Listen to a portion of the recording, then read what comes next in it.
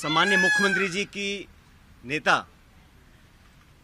आदरणीय श्रीमती सोनिया गांधी जी नहीं है, बल्कि उनकी नेता वसुंधरा राजे सिंधिया जी हैं। एक तरफ ये कहा जा रहा है कि हमारी सरकार को गिराने का काम भाजपा कर रही थी, दूसरी तरफ कहा जाता है कि सरकार को बचाने का काम वसुंधरा जी कर रही थी। तो ये जो विरोधाभास है, इसको समझाना चाहिए। मुझे बहुत कुछ कहा गया,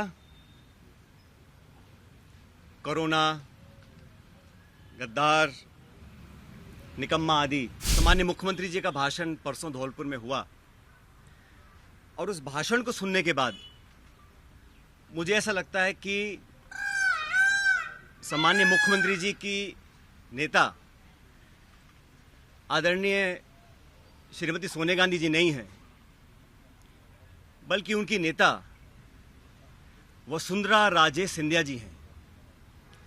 उनकी नेता सोनिया गांधी जी नहीं हैं, बल्कि उनकी नेता वसुंधरा राजे सिंधिया जी हैं।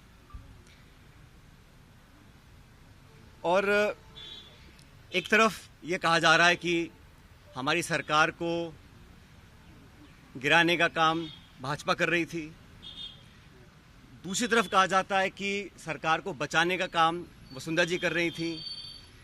तो ये जो विरोधाभास है, इसको समझाना चाहिए। आप कहना क्या चाह रहे हैं, ये स्पष्ट कर देना चाहिए। आप सबको मालूम है, सरकार बनने के बाद मैं प्रदेश का उप मुख्यमंत्री था, प्रदेश अध्यक्ष था, और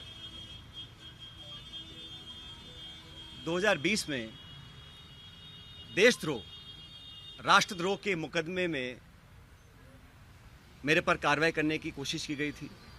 अनेक ऐसे प्रकरण हुए और हम सब लोग, और मैं स्पष्ट करना चाहता हूं कि मैं और हमारे कुछ साथी सरकार में नेतृत्व परिवर्तन चाहते थे।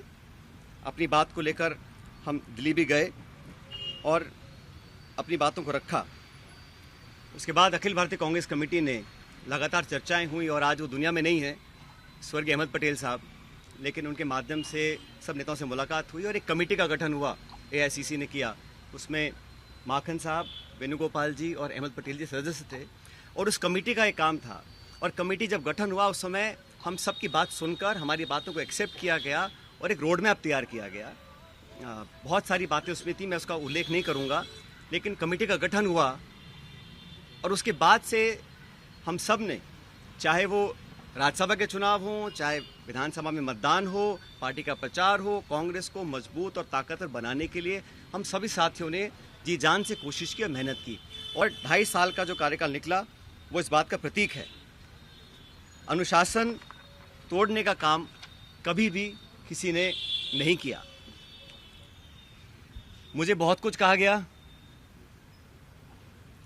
कोरोना, गद्दार, निकम्मा आदि, और जो ये आरोप परसों लगाए गए, ये 2.5 साल से मैं आरोप सुन रहा था। लेकिन हम अपनी पार्टी को और सरकार की छवि को नुकसान नहीं पहुंचाना चाहते।